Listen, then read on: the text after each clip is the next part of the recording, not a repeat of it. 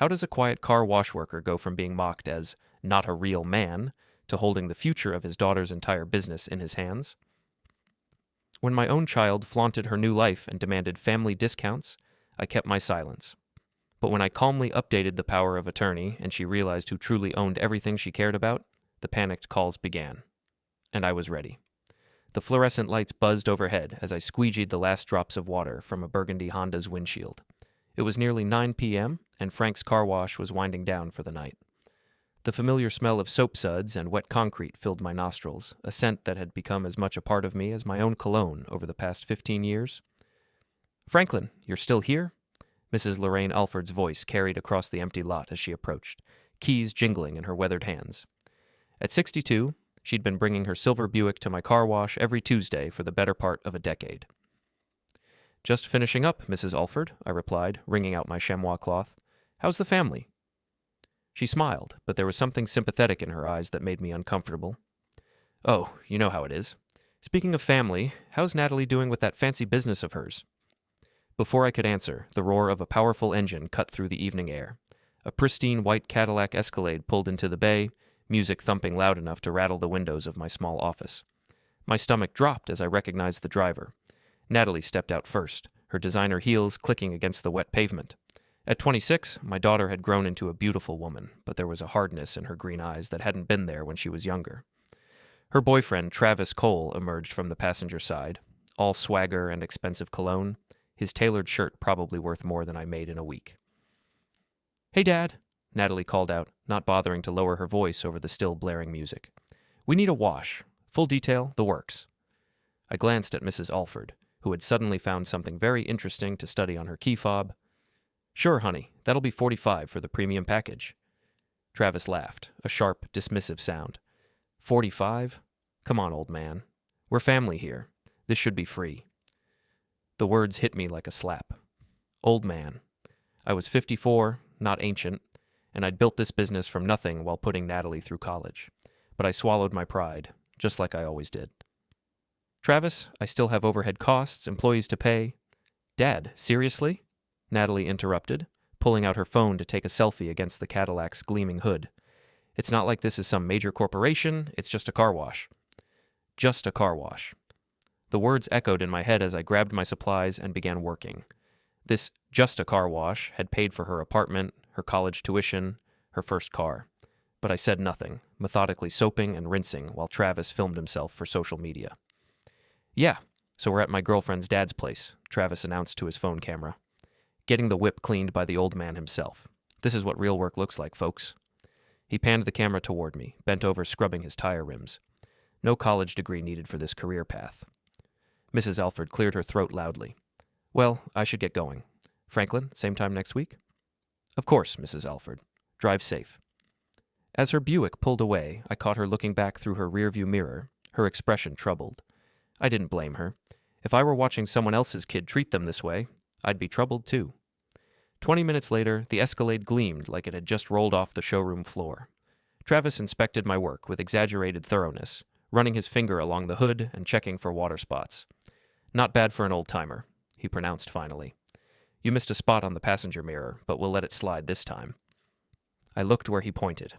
There was no spot. Natalie was still absorbed in her phone, posting photos with captions I couldn't see. "Thanks, Dad. We're meeting investors at 9:30, so this really helped us out." "Investors?" I asked, genuinely curious about my daughter's business ventures. "Yeah, we're expanding the luxury auto spa," Travis answered before Natalie could speak. "Big money stuff. Probably wouldn't make sense to someone in your situation." They climbed back into the Cadillac, and Travis revved the engine unnecessarily before peeling out of the lot, leaving me standing alone under the buzzing fluorescent lights. I was cleaning up my equipment when something white caught my eye near the trash bin. A business card had fallen from the Escalade. I picked it up, and a sharp chill went through me. Natalie Delaney, owner and founder, Elite Auto Spa and Detailing Services. Owner. The word burned as I stared at it. In tiny print at the bottom, almost invisible, was the line. Licensed and registered by F. Delaney Enterprises, LLC. My name, my business registration. My daughter was calling herself the owner of a company that was legally mine. I walked back to my office and locked the door behind me, the business card trembling in my hands. On my desk sat a stack of mail I hadn't opened yet. Bills, mostly, and some official-looking envelopes I'd been putting off. The next morning, I stopped by Mel's diner for my usual coffee and overheard a conversation that made my chest tight. "Did you see Natalie Delaney's Instagram last night?" A young woman at the corner booth was saying to her friend. She was at her dad's car wash, making him clean her boyfriend's car for free. "Wait, doesn't she own that place?" her friend replied. "I think so. The way she talks, she basically runs the whole family business. Poor guy probably just works for her now." I left my coffee untouched and walked out, their laughter following me into the parking lot. That evening, alone in my small kitchen, I opened the stack of mail I'd been avoiding. Most of it was routine, utility bills, insurance renewals, junk mail. But one envelope made me pause. It was from the State Business Registration Office, thick and official. Inside was the annual renewal notice for F. Delaney Enterprises, LLC, the company I'd created 3 years ago to help Natalie get her detailing business off the ground. Back then, she'd been fresh out of college with big dreams, but no credit history. I'd registered the LLC under my name, with her listed as a managing agent, just to help her get started. The papers clearly showed my name as the sole owner and operator. Natalie and Travis were listed as authorized agents, able to conduct business on behalf of the company, but with no ownership stake. I'd completely forgotten about these details in the chaos of helping my daughter launch her dreams. But now, staring at the official documents, I realized something that made my hands shake. Legally, I owned everything. The memories came flooding back as I sat in my living room that night. The business documents spread across my coffee table like pieces of a puzzle I'd forgotten I was solving. 3 years ago, Natalie had called me crying. She'd just graduated with a business degree and had this brilliant idea for a luxury car detailing service. She'd found the perfect location, had clients lined up, even had a business plan. But every bank she'd approached had turned her down. "I'm 23 with no credit history, Dad." She'd sobbed over the phone. "They won't even look at my business plan. But I know this will work. I know it." So I'd done what any father would do. I'd driven to her apartment, sat at her kitchen table, and helped her figure out a solution. My credit was solid. My car wash had been profitable for over a decade. If I registered the new business under my name, with her as the managing agent, she could get the loans she needed. "It's just temporary," she'd assured me, hugging me tight. "Once I establish a credit history and prove the business model, we can transfer everything to my name. You're the best dad in the world." I'd believed her. More than that, I'd been proud to help. The first year had been incredible. Natalie threw herself into the business with a passion that reminded me of myself when I'd first started the car wash. She worked 16-hour days, built relationships with clients, and slowly grew Elite Auto Spa from a one-woman operation into something impressive. But somewhere along the way, things had changed. Maybe it was when Travis entered the picture 18 months ago. Maybe it was when the business really started taking off and Natalie began moving in different social circles. Or maybe it was when her mother, Carmen, started filling her head with ideas about moving up in the world. My phone rang, jarring me from my memories. Carmen's name flashed on the screen. "Frank, we need to talk." My ex-wife's voice was crisp and businesslike, the way it had been for the past 5 years since our divorce was finalized. "What about, Carmen?" "About Natalie. About this ridiculous situation you're creating." I frowned. "What situation?" "Don't play dumb. She told me you embarrassed her in front of her boyfriend yesterday, making a big deal about money for a simple car wash. Frank, she's building something important. The least you can do is support her." The irony was suffocating. "Support her? Carmen, do you have any idea how much I've... Look, I know the car wash was your dream or whatever, but Natalie is moving beyond small-town thinking. She has real opportunities ahead of her. Travis has connections with dealerships, investors, people who matter. She doesn't need you holding her back with petty concerns about $45. Petty concerns. I closed my eyes and counted to 10. She's my daughter, Carmen. I want what's best for her. But respect goes both ways. Respect? Carmen's laugh was sharp. Frank, you wash cars for a living. Natalie is building an empire. Maybe it's time you recognized which one of you has actually made something of themselves. The line went silent. I sat there for a long moment, staring at the business documents. Then I drove to the high school, where I'd heard Natalie and Travis were hosting some kind of charity car wash event. The parking lot was bustling with activity. A banner reading Elite Auto Spa, Luxury Care for Luxury Lives was strung between 2 light poles.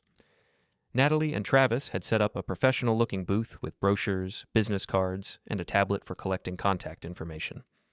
I parked at the far end of the lot and walked over, genuinely planning to congratulate my daughter on her community involvement. Maybe Carmen was right. Maybe I was being too sensitive.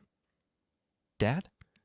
Natalie looked up from her tablet, surprise and something that might have been annoyance flickering across her face. What are you doing here? I heard about the charity event. Thought I'd stop by and see how it was going. Travis appeared at her shoulder, wearing a polo shirt with Elite Auto Spa, owner embroidered on the chest. Oh, hey Frank. Yeah, this is more of a professional networking thing. Probably not really your scene. A group of teenagers approached the booth, and I watched my daughter transform into a polished saleswoman. Hi there. I'm Natalie Delaney, owner and founder of Elite Auto Spa, she said, handing them brochures. We specialize in luxury vehicle care for discerning clients. Owner and founder. The words hit me like physical blows. One of the teens, a boy I recognized from the car wash, looked confused. Wait, isn't your dad Frank? The guy who owns the car wash on Maple Street? Travis jumped in smoothly. Frank's just one of our employees. He handles the basic wash operations. Natalie and I focus on the business side. Client relations, expansion, the real decision-making. Just one of their employees. I stood there, invisible, as my daughter nodded along with this complete fabrication of reality. Yeah, Dad's great with the hands-on stuff, Natalie added, but Travis is the real brains behind our expansion plans. He has an MBA and connections throughout the auto industry. I turned and walked away before I said something I'd regret. Behind me, I could hear Travis launching into his pitch about luxury car care and premium service packages. That night, I sat in my home office, really just a corner of my garage where I kept filing cabinets and a small desk. I pulled out the folder labeled Natalie's Business and spread everything across the desk. The original LLC registration from 3 years ago, with my name as owner and Natalie listed as Managing Agent, authorized to conduct business operations on behalf of F. Delaney Enterprises, LLC. The business loan documents, all in my name, backed by my credit and the car wash as collateral. The commercial lease for Elite Auto Spa's location, signed by me as the legal business owner. The business insurance policy, listing me as the primary holder. Bank account authorizations, giving Natalie and Travis permission to make deposits and withdrawals, but with my name as the account owner. I'd signed all of these documents with pride, happy to help my daughter achieve her dreams. I'd never imagined she'd use them to erase me from the story entirely. My phone buzzed with a text message from an unknown number. Hey, Mr. Delaney, this is Carson Evans from Prestige Auto Wash on 5th Street. Heard there might be some changes coming to your family business. If you're ever interested in selling or need a job, give me a call. I could use someone with your experience. Carson Evans, my biggest competitor, and a man I'd never spoken to directly in my life. Somehow word was getting around that I was just an employee at my own daughter's business. The humiliation burned in my chest. I was about to close the filing cabinet when I noticed an envelope I'd missed. It was from Ethan Reyes, my friend who worked as a notary and part-time lawyer in town. Inside was a note. Frank, don't forget about the annual filing deadlines coming up. Also, if you ever need to discuss power of attorney options or business management changes, give me a call. Coffee sometime? Ethan. Power of attorney. I stared at those words for a long time. As managing agents, Natalie and Travis had the authority to conduct day-to-day business operations. They could sign contracts, make deposits, deal with vendors, even hire and fire employees. But that authority existed only because I, as the owner, had granted it to them. And what I had granted, I could take away. I pulled out my laptop and started researching. By 3 a.m, I understood exactly what my options were. And for the first time in months, I smiled. The next few weeks passed in a haze of routine humiliation. Natalie and Travis had apparently decided that my car wash was their personal playground, showing up whenever they needed something cleaned, bringing friends, and always expecting everything for free. But it was what happened at Murphy's Bar on a Thursday night that finally broke something inside me. I'd stopped in for a quiet beer after work, hoping to decompress in peace. Murphy's was the kind of place where everyone knew everyone, a local institution that had been serving the same crowd for 30 years. I was sitting at the far end of the bar, minding my own business, when I heard familiar laughter from the back corner booth. Travis's voice carried across the room, loud and boisterous from whatever he'd been drinking. So then the old man gets down on his hands and knees to scrub the wheel wells. I'm filming the whole thing for Instagram, right? And this guy, this pathetic old guy, he's just grateful for the attention from his successful daughter. The group around him erupted in laughter. I recognized some of them, young professionals from the business district, the kind of people who drove expensive cars and thought they were better than everyone else. Wait, so he doesn't own anything? A woman's voice asked. I thought Natalie was just managing her family's business? Nah, that's all marketing, Travis replied. Frank's just the help. Natalie built Elite Auto Spa from nothing. She's the real entrepreneur in the family. The guy would be lost without us, just a lonely old man with a hose. More laughter. I gripped my beer bottle so hard I thought it might shatter. That's kind of sad, another voice chimed in. What's he going to do when you guys expand and don't need him anymore? Honestly, probably end up working for minimum wage at some other car wash, Travis said. But hey, that's what happens when you don't have any real skills or education. Natalie and I are building something that requires actual business acumen. I left a 20 on the bar and walked out, my face burning with shame and rage. The next morning, I found Travis at my car wash before I'd even officially opened. He was leaning against the Escalade, talking on his phone and gesturing dramatically.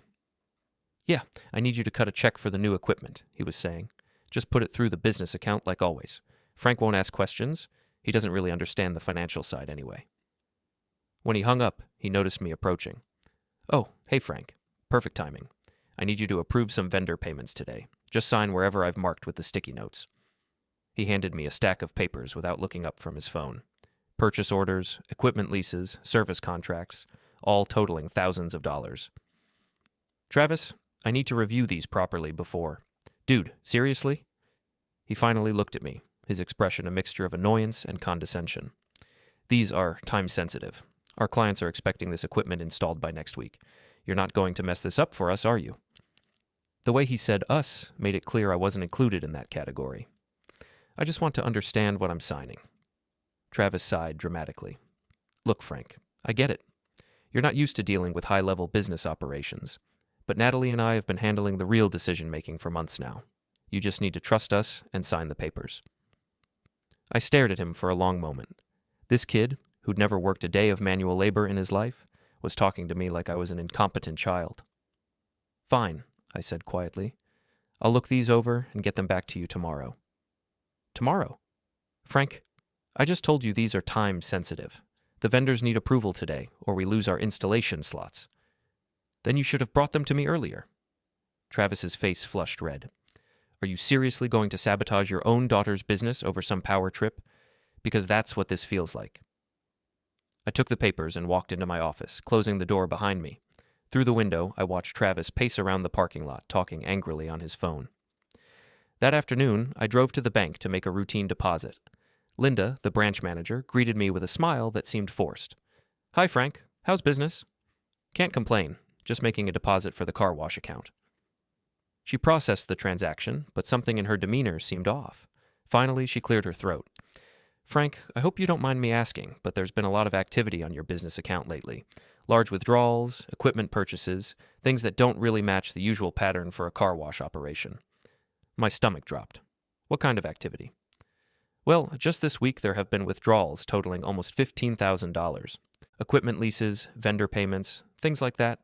I just wanted to make sure you were aware, since the amounts were significant. $15,000 in 1 week. Can you print me a statement for the last 3 months? Linda's expression grew concerned. Of course. Frank, is everything all right? I took the statement and drove straight to Ethan's office. He was a good friend, someone I'd known since high school, and one of the few people in town who'd never treated me differently because I washed cars for a living. Frank, you look like you've seen a ghost, Ethan said, gesturing for me to sit down.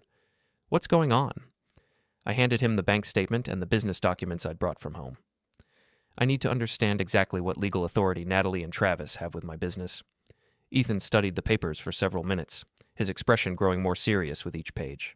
Finally, he looked up at me. Frank, do you realize what you have here? A mess? No, you have complete legal control over a business that's generating significant revenue. According to these documents, you are the sole owner of F. Delaney Enterprises, LLC. Natalie and Travis are authorized agents, which means they can conduct business on your behalf, but they have no ownership stake whatsoever. But they've been making decisions, spending money, signing contracts, with authority that you granted them, authority that you can revoke at any time. Ethan leaned forward. Frank, if what you're telling me is true, if they're representing themselves as owners and cutting you out of decisions about your own business, that's a serious problem. What are my options? Ethan pulled out a legal pad and started writing. Several. You could revoke their agent authority entirely.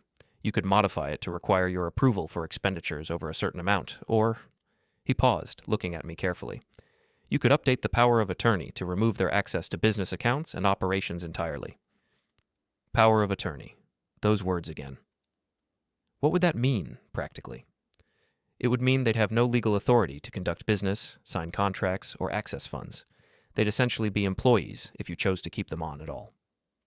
I stared at the papers spread across Ethan's desk. 3 years of my daughter building a business with my name, my credit, my legal authority. 3 years of me stepping back and letting her take the lead, proud of her success. And in return, I'd been erased from the story entirely. How long would it take to make changes? If you're sure this is what you want, I could have new documents prepared by tomorrow. We'd need to file them with the state and notify the bank, but the whole process could be completed within a few days. I thought about Travis's dismissive attitude, about Natalie calling herself the owner, about being described as just the help to a bar full of strangers. Let me think about it. That evening my phone rang. Natalie's name appeared on the screen. "Dad, what the hell is wrong with you?" Her voice was sharp, angrier than I'd heard it in years. "What are you talking about? Travis said you refused to approve the vendor payments. Do you have any idea how much trouble you've caused us? We had to cancel installation appointments, reschedule client services, and now we look completely unprofessional." "Natalie, I just wanted to review..." "Review what?" "Dad, this is our business. Travis and I know what we're doing. You can't just arbitrarily block our decisions because you're having some kind of midlife crisis." "Our business? Not my business? Not even the business? Our business, with me apparently not included in the our." "Honey, I think we need to sit down and talk about how this arrangement is supposed to work." "The arrangement is working fine, Dad. You sign the papers, we run the business, everyone wins. It's not complicated unless you make it complicated." The line went silent. I sat in my garage office for a long time that night, staring at the blank power of attorney form Ethan had given me to review. In the filing cabinet next to my desk were 15 years of car wash records, tax returns, business licenses, proof of everything I'd built through hard work and determination. And somewhere in the city, my daughter was probably telling her boyfriend how her unreasonable father was trying to sabotage their success. I picked up a pen and started filling out the form. The next morning, I drove to the Town Hall Business Records office with a sense of purpose I hadn't felt in months. The clerk, a middle-aged woman named Dorothy who'd processed my original business registration years ago, greeted me with a smile. "Frank Delaney, haven't seen you in here for a while. What can I do for you?" "I need to review and update the contact information for my business registration. F. Delaney Enterprises, LLC." Dorothy pulled up the records on her computer, and I watched her face change as she read the screen. "Oh my. Frank, there have been quite a few amendments filed for this business over the past year. Changes to operating addresses, additional business activities, revised agent authorizations." She looked up at me with concern. "Were you aware of all these modifications?" My chest tightened. "Could you print me a complete record of all filings and changes?" 20 minutes later, I sat in my truck outside the town hall, staring at a stack of papers that sent a chill through me. Over the past 18 months, Natalie and Travis had filed numerous amendments to my business registration. They'd added luxury vehicle services and automotive consulting to the business activities. They'd changed the primary business address from my car wash to their auto spa location. They'd even filed paperwork to add Travis as a co-managing agent with full operational authority, all using the power I'd given them to conduct business on my behalf. But the most shocking document was at the bottom of the stack. A proposed ownership transfer form, dated just 2 weeks ago, requesting to transfer majority ownership of F. Delaney Enterprises from Franklin Delaney to Natalie Delaney, with Travis Cole listed as a minority partner. The form required my signature to be valid. They hadn't forged anything, yet, but the intent was crystal clear. I drove straight to Ethan's office. "Jesus, Frank." Ethan studied the ownership transfer document with growing alarm. "They were planning to cut you out entirely. If you'd signed this, you would have gone from sole owner to having no legal stake in your own business. But I didn't sign it. No, but look at this." Ethan pointed to a note at the bottom of the form. "It says here that verbal consent was obtained on March 15th, and formal signature is pending. They're claiming you already agreed to this." March 15th. I remembered that date. It was the day Travis had brought me that stack of time-sensitive vendor approvals. In the chaos of reviewing those documents, he'd mentioned something about updating our business structure and asked if I was okay with the changes we discussed. I'd assumed he was talking about the equipment purchases. I'd said yes. "Ethan, what happens if they try to file this without my signature?" "They can't, but they could claim you gave verbal consent and try to pressure you into signing. Or they might argue that your pattern of allowing them to make business decisions constitutes implied consent." Ethan leaned back in his chair. Frank, I think you need to act quickly here. If they're moving toward an ownership transfer, they're probably planning something bigger. That afternoon, I did something I hadn't done in years. I called in sick to work and spent the day conducting surveillance on my own daughter. Elite Auto Spa was located in a trendy part of downtown, in a gleaming glass-fronted building that probably cost more per month than I made in 3 months. I parked across the street and watched the operation with new eyes. The business was busy, really busy. A steady stream of luxury cars pulled up to the service bays, BMWs, Mercedes, Audis, even a few Porsches. Young men in matching uniforms swarmed over each vehicle with professional efficiency. This wasn't just a car wash. This was a full-service luxury operation. Through the large front windows, I could see Natalie in the customer lounge, dressed in an expensive-looking business suit, shaking hands with a man in a 3-piece suit. Travis stood nearby, presenting what looked like architectural plans spread across a conference table. My phone buzzed with a text from an unknown number. "Mr. Delaney, this is Carson Evans from Prestige Auto Wash. Heard through the grapevine that your daughter might be looking to expand into the basic wash market. If she's planning to put you out of business, my offer still stands. Good people are hard to find in this industry." I stared at the message. Somehow, word was spreading that Natalie was planning to take over my car wash. The thought hadn't even occurred to me, but now it seemed obvious.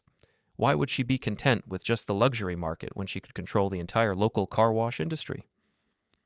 That evening, I drove to Murphy's bar again, but this time I wasn't looking for a quiet drink. I'd heard that Travis and his friends met there every Thursday night, and I wanted to know what they were really planning.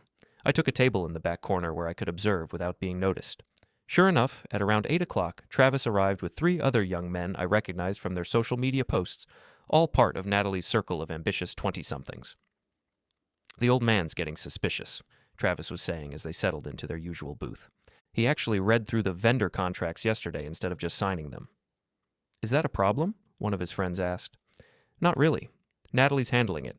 She's going to sit him down this weekend and explain that it's time for him to step back and let us take full control. We've got the ownership transfer papers ready to go." "What if he refuses?" Travis laughed. "Then we make his life difficult until he changes his mind. The guy's 54 years old with a high school education. What's he going to do? Compete with us? We've got all the client relationships, all the business connections, all the expertise. Without us, he's just a guy with a hose. Plus, Natalie's mom is on our side," another voice added. "She's been working on him too, telling him how proud she is that Natalie's finally made something of herself." "Exactly. And if he still won't cooperate, we've got leverage. The business lease is coming up for renewal next month. We've been talking to the landlord about expanding our footprint. If Frank wants to be difficult, we might just decide we need that extra space more than we need him." My car wash. They were talking about taking over my car wash. I left the bar and drove home, my mind racing. Everything was starting to make sense. The constant disrespect, the gradual exclusion from business decisions, the ownership transfer papers. It was all part of a plan to push me out entirely. But they'd made one critical mistake. They'd gotten so caught up in their own success that they'd forgotten who actually owned everything. I spent that night in my garage office creating a comprehensive file of evidence, bank statements showing the unauthorized withdrawals, business registration amendments filed without my knowledge, social media posts where Natalie and Travis claimed to be the owners, screenshots of their business website which listed them as founders and operators, with no mention of me at all.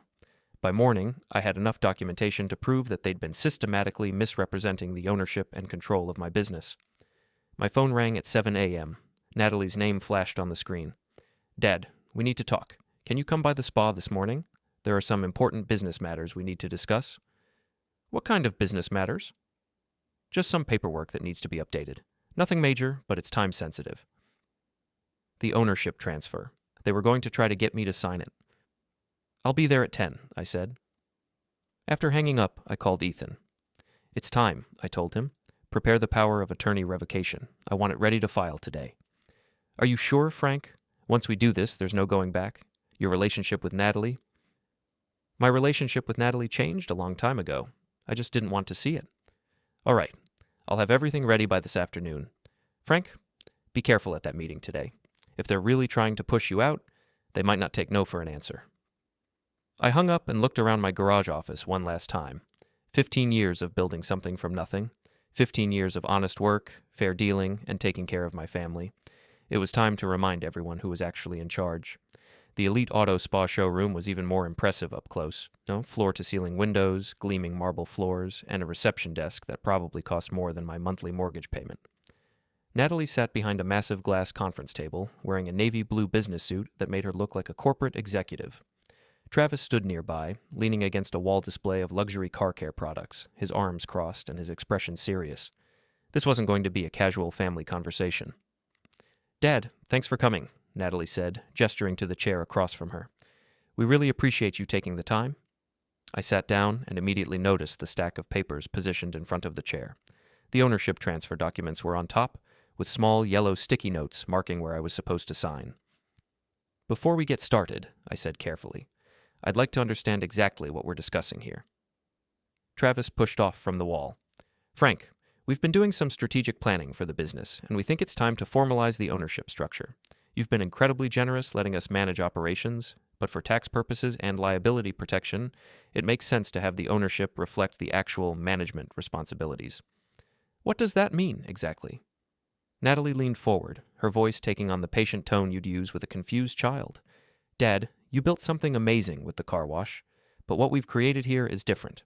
This is a luxury service business that requires specific expertise, industry connections, and a level of sophistication that—" She paused, searching for diplomatic words. "That I don't have?" I finished. "That's not what I'm saying. I'm saying that Travis and I have been handling all the real business operations for over a year now. The client relationships, the vendor negotiations, the strategic planning, all of it. It just makes sense to have the paperwork reflect reality." I picked up the ownership transfer document and read it slowly. According to the terms, I would transfer 70% ownership to Natalie and 30% to Travis, while retaining a consulting role in basic operations, with compensation to be determined based on business needs. Compensation to be determined. I would go from owning my own business to being an employee whose pay they could change at will. "This is quite a change from our original arrangement," I said. "Dad, our original arrangement was temporary," Natalie replied. "You helped me get started when I couldn't get financing on my own. I'll always be grateful for that, but I'm not 23 anymore. I've proven that I can run this business successfully. With my credit, my business registration, my legal authority." Travis stepped forward. "Frank, let's be honest here. The success of Elite Auto Spa has nothing to do with your credit score or business registration. It has to do with the relationships we've built, the reputation we've established, and the expertise we bring to luxury vehicle care. So why do you need my signature on anything? If you've built this independently, why not just start your own company?" The question hung in the air for a moment. Natalie and Travis exchanged a look that told me everything I needed to know. "Because the client contracts are tied to the existing business registration," Natalie said finally. "And the lease, the insurance, the vendor relationships, everything is connected to F. Delaney Enterprises. Starting over would be complicated and expensive. So you need my business, but you don't want me involved in running it." "Dad, that's not—" "Let me think about this," I interrupted, standing up. "This is a big decision. I'll need to review everything with my lawyer." Travis's expression darkened. "Your lawyer?" "Frank, this is a family matter. What do you need a lawyer for?" "Because it's a legal document that would transfer ownership of assets worth hundreds of thousands of dollars. I'd be crazy not to have it reviewed professionally." "Dad, please don't make this more complicated than it needs to be," Natalie said, her voice taking on an edge of desperation. "We have investors coming in next week. They're expecting clean paperwork and clear ownership structure. If you delay this, you could jeopardize deals that we've been working on for months." "Investors." That explained the urgency. "What kind of deals?" "Expansion opportunities," Travis answered vaguely. "Multiple locations, franchise possibilities, maybe even a regional partnership with a major automotive group." "And these investors won't work with the current ownership structure?" "They want to work with the actual operators," Natalie said. "People who understand the luxury market and have the vision to scale the business appropriately. People who understand the luxury market, not people like me." "I'll have an answer for you by Monday," I said, heading toward the door. "Dad, wait." Natalie's voice was sharp now, the diplomatic facade cracking.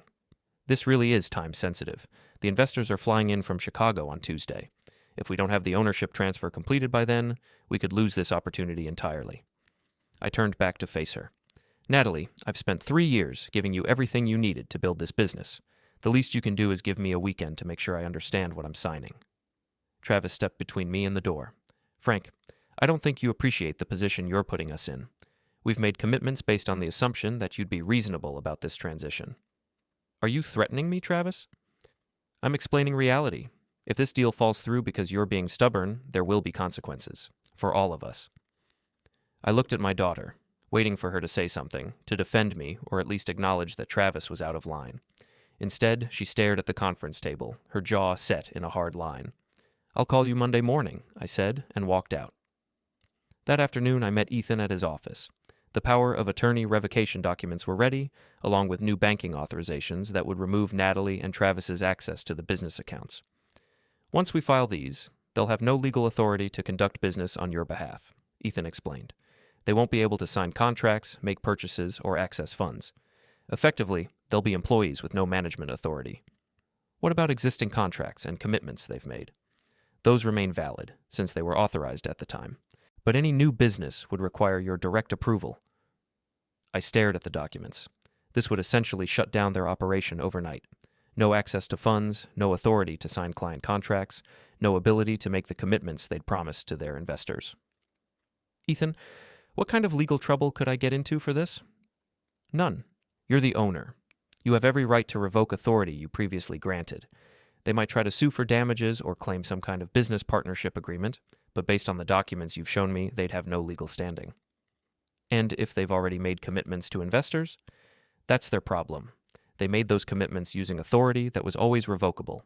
Any competent investor would have verified the ownership structure before making deals. I signed the papers. When do these take effect? As soon as I file them with the state and notify the bank, I can have everything processed by Monday morning.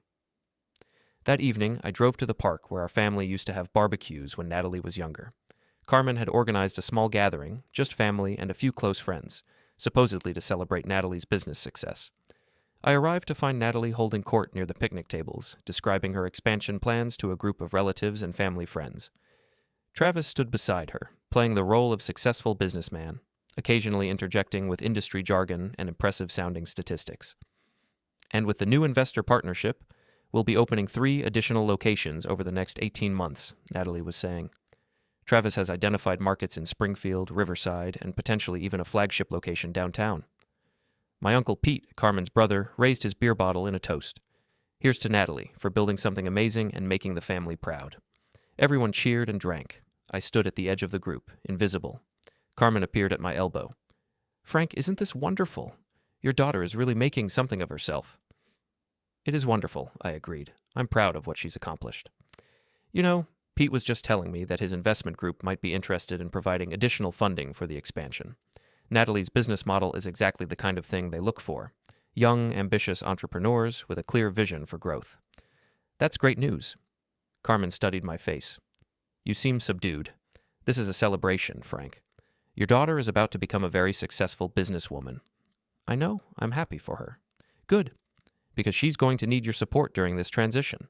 I know it might be difficult to step back and let her take full control, but it's the right thing to do. She's outgrown the small-scale operation you started with. The small-scale operation I started with, as if the business had always been hers, and I'd just been helping out. Carmen, do you know what Natalie's expansion plans actually involve? Of course. She's explained everything to me. Multiple locations, investor partnerships, maybe even franchising opportunities. She's thinking big, Frank, the way you never did. The way I never did? I nodded and walked away before I said something that would ruin the party. Near the parking area, I overheard Travis talking to one of his friends from the bar. So, by next week, we'll have full control of the business and a significant investment from the Chicago group. Frank's finally agreed to step aside and let us handle things properly. What's he going to do? Probably keep running the basic car wash operation. It's what he's good at, and it'll give him something to do in retirement. We might even throw him a small percentage of the profits, as a thank you for getting us started. A small percentage of the profits from my own business. I got in my truck and drove home, where I spent the evening reviewing every document one more time. The original business registration with my name as owner, the loan documents backed by my credit and collateral, the lease agreement signed with my authority, the bank account records showing 3 years of revenue and growth. Tomorrow, Ethan would file the power of attorney revocation. By Monday morning, Natalie and Travis would discover that they had no access to the business accounts, no authority to sign contracts, and no legal standing to make the commitments they'd promised to their investors. My phone buzzed with a text from Natalie. Dad, thanks for coming to the barbecue tonight. I know this transition isn't easy, but I really appreciate your support. Let's plan to meet Monday morning to finalize the paperwork. The investors are excited to meet you and thank you for everything you've done to help me get started. Love you. I stared at the message for a long time. Love you. When was the last time she'd said that? But it was too late for sentiment. They'd made their choice when they decided to cut me out of my own business. Tomorrow, they'd learn what that decision actually cost. I turned off my phone and went to bed. Monday morning arrived gray and drizzling, matching my mood perfectly. I'd barely slept, alternating between second-guessing my decision and feeling a cold satisfaction about what was coming. At 8 a.m. sharp, my phone started buzzing. Natalie's name flashed on the screen, but I let it go to voicemail. Then Travis called. Then Natalie again. By 8:30, the calls were coming every few minutes. I finally answered. Dad, what the hell is going on? Natalie's voice was shrill with panic. We can't access any of the business accounts. The bank says our authorization has been revoked. There has to be some kind of mistake. No mistake, honey. I updated the power of attorney over the weekend. Silence. Then, you did what? I revoked your authority to conduct business on behalf of F. Delaney Enterprises, effective immediately. All business decisions require my direct approval. Dad, you can't do this. We have investors flying in tomorrow. We have client appointments scheduled, vendor payments due, employee payroll to process. Then you should have thought about that before you decided to cut me out of my own business. Cut you out? What are you talking about? We were trying to include you in the expansion. I almost laughed. Natalie, I saw the ownership transfer documents. 70% to you, 30% to Travis, and a consulting role for me with compensation to be determined. That's not inclusion, that's a buyout. Another silence. When she spoke again, her voice was different, harder, more calculating. Dad, listen to me very carefully. We have built something important here, something that goes way beyond your little car wash operation. If you destroy this because of some petty ego issue, you'll be destroying my future. Your future? What about my present? What about the business I've spent 15 years building? This isn't about your car wash. This is about Elite Auto Spa, which Travis and I built from nothing. With my credit, my business registration, my legal authority, my money. Dad, please, can we just sit down and talk about this rationally? There has to be a way to work this out. There is. You can start by acknowledging that I own this business and any expansion plans need my approval. That's not realistic. The investors are expecting to work with the actual operators, not what, Natalie? Not the owner? The call abruptly cut off. 10 minutes later, Travis called. Frank, I don't know what kind of game you're playing, but you need to fix the situation immediately. Do you have any idea how much money is at stake here? My money, Travis. Money generated by my business. Your business? Frank, you wash cars. We built a luxury service operation that generates more revenue in a month than your car wash makes in a year. Using my business license, my credit, and my legal authority, you built it with my foundation. That's nonsense, and you know it. We could have done this anywhere, with anyone's help. You just happened to be useful. Useful.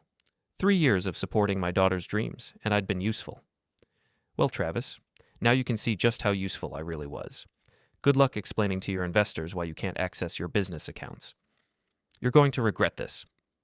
I hung up and turned off my phone. At noon, I drove to Elite Auto Spa. The parking lot was chaos. Several luxury cars sat half-washed in the service bays, apparently abandoned mid-service. Through the windows, I could see Natalie and Travis in heated conversation with a group of people in expensive suits. The investors, most likely. I parked across the street and waited. Around 2 o'clock, the suited group emerged from the building, their body language suggesting the meeting hadn't gone well. They climbed into a black town car and drove away without looking back. My phone rang. Carmen. Frank, what have you done? Natalie just called me crying. She says you've sabotaged her business and destroyed her investor meeting.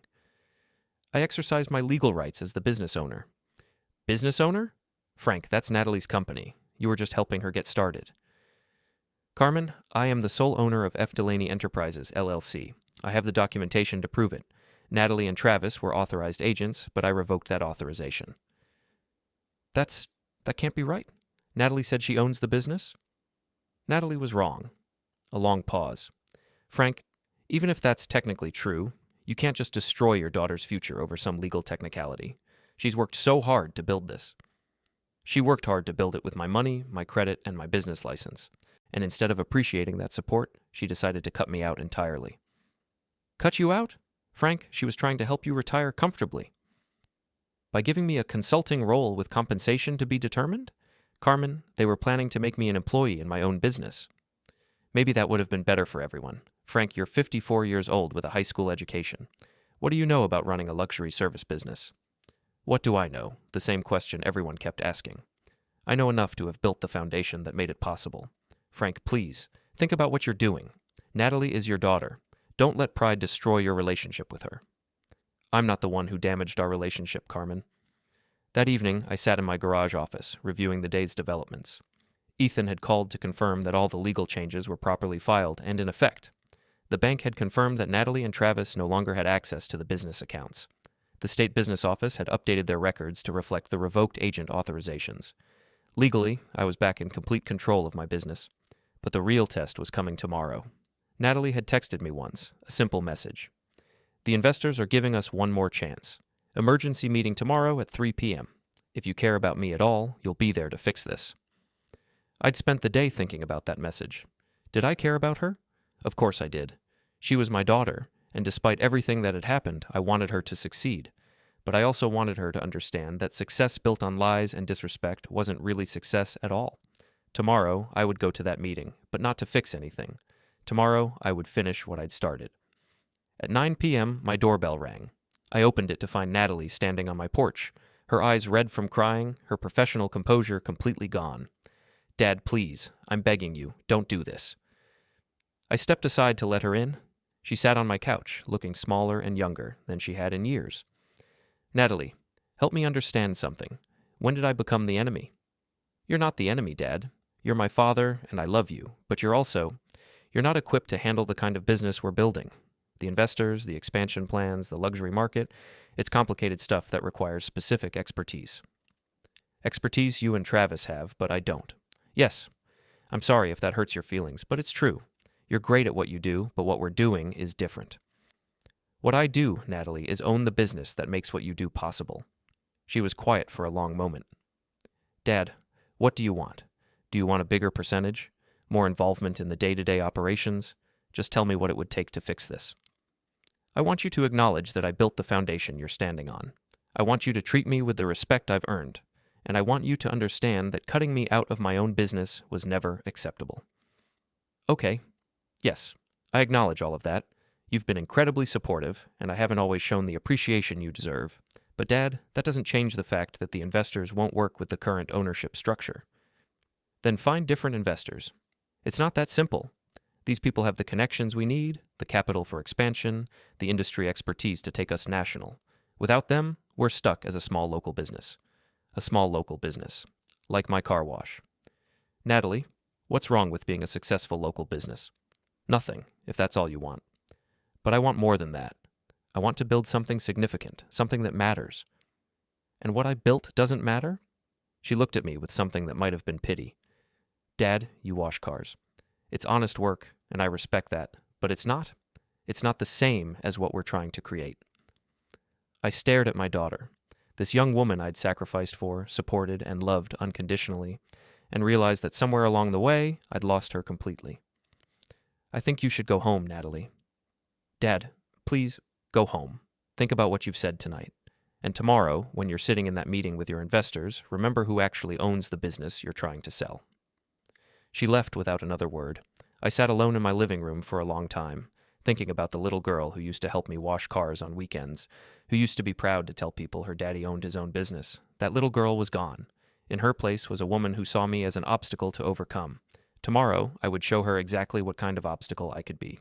The next day, I arrived at Elite Auto Spa at exactly 3 p.m. The parking lot was full, not just with the investors' cars, but with local media vehicles and what looked like potential clients or business partners. This wasn't just a meeting. This was some kind of public presentation. Through the large windows, I could see that the showroom had been transformed into a presentation space. A small stage had been set up at one end, with professional lighting and a large screen displaying the Elite Auto Spa logo. Dozens of people in business attire filled the space, chatting over champagne and catered appetizers. Natalie stood near the stage, wearing an elegant black dress and speaking animatedly with the same group of investors from yesterday. Travis worked the room in a perfectly tailored suit, shaking hands and distributing business cards. This was their moment, their big reveal to the community and the business world.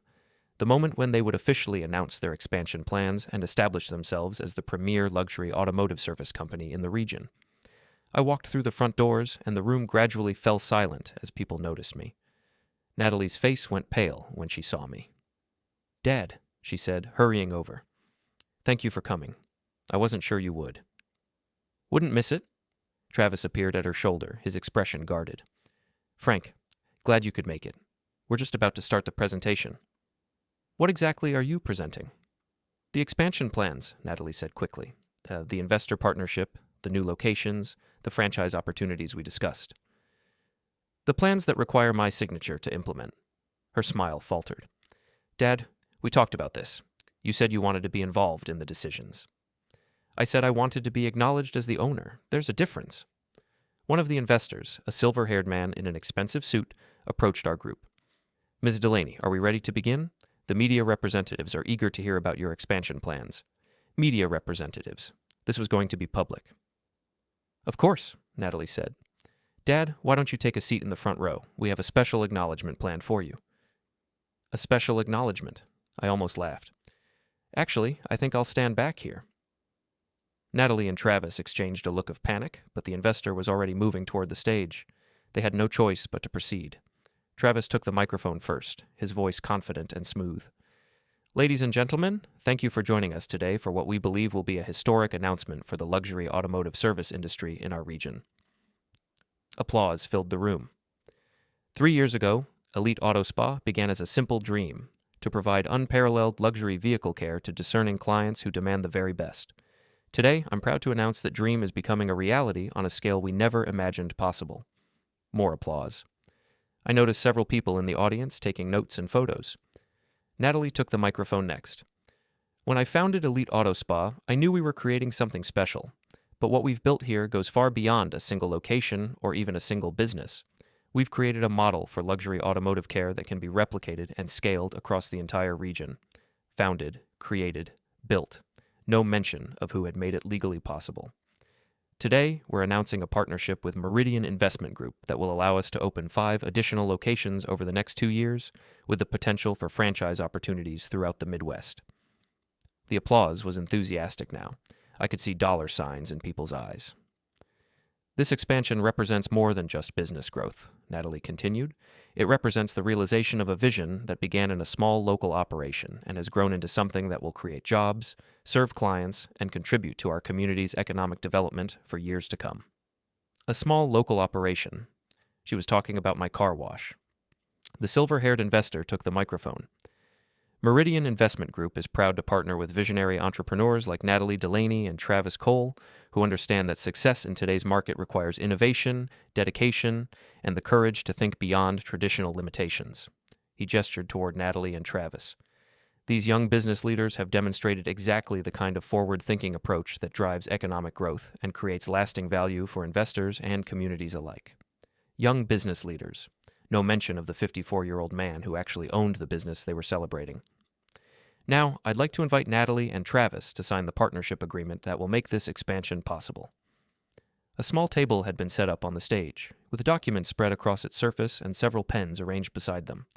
Cameras flashed as Natalie and Travis approached the table. This was it. The moment when they would commit to expansion plans using a business they didn't legally control, making promises they had no authority to keep. I walked toward the stage.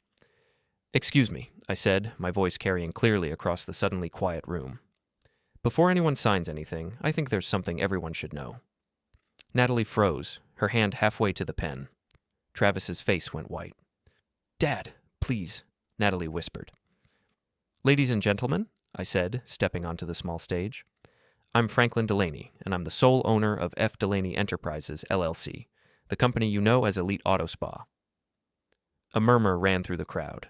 The investor looked confused. "I'm sorry, Mr. Delaney, but I think there's been some confusion. We're here to sign a partnership agreement with Ms. Delaney and Mr. Cole, who are the owners and operators of this business." I reached into my jacket and pulled out the folder I'd brought, copies of the business registration, the the LLC documents, the recent power of attorney revocation, and the bank account authorizations. Actually, sir, Ms. Delaney and Mr. Cole are not the owners of this business. They were authorized agents acting on my behalf, but I revoked that authorization yesterday. I handed the documents to the investor, who studied them with growing alarm. According to these papers, I continued, addressing the room, I am the sole owner of F. Delaney Enterprises. Ms. Delaney and Mr. Cole have no legal authority to sign contracts, make commitments, or represent this business to investors. The silence in the room was deafening. Cameras continued flashing, but now they were focused on me. Furthermore, I said, I have not agreed to any expansion plans, partnership agreements, or franchise opportunities. Any commitments made by Ms. Delaney and Mr. Cole were made without my knowledge or consent. The investor handed the documents back to me, his expression grim. Mr. Delaney, are you saying that this entire presentation was made under false pretenses?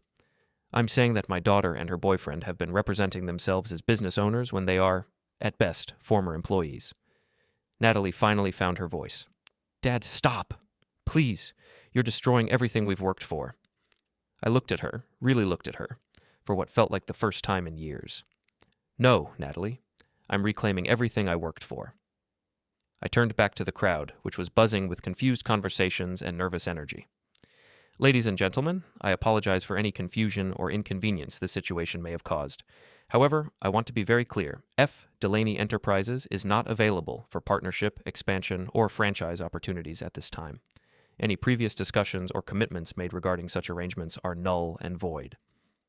The investor stepped forward, his face red with anger. Mr. Delaney, we've invested considerable time and resources in developing this partnership based on representations made by your employees. This is highly irregular and potentially actionable. I understand your frustration, sir. However, any due diligence on your part would have revealed the actual ownership structure of this business. Ms. Delaney and Mr. Cole had no legal authority to make the commitments they apparently made to you? Travis finally spoke up, his voice shaking with rage. Frank, you have no idea what you've just done. You've destroyed months of work, millions of dollars in potential revenue, and relationships that took years to build. I've exercised my rights as a business owner, Travis, something you apparently forgot I was. The room erupted in chaos.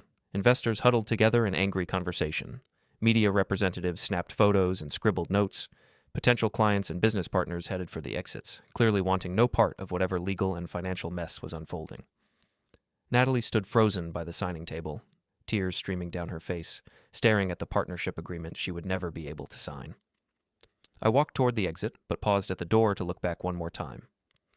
For anyone interested in legitimate business opportunities with F. Delaney Enterprises, I announced, you can reach me at Frank's Car Wash on Maple Street. We've been providing honest, reliable service to this community for 15 years and will continue to do so for 15 more. I walked out into the gray afternoon, leaving behind the chaos, the shattered dreams, and the daughter who had forgotten that everything she'd built was standing on the foundation I'd provided. The parking lot was already emptying as investors and media representatives fled the scene. In a few hours, word would spread throughout the business community about what had happened here today. By tomorrow, everyone would know that Elite Auto Spa's expansion plans had collapsed in spectacular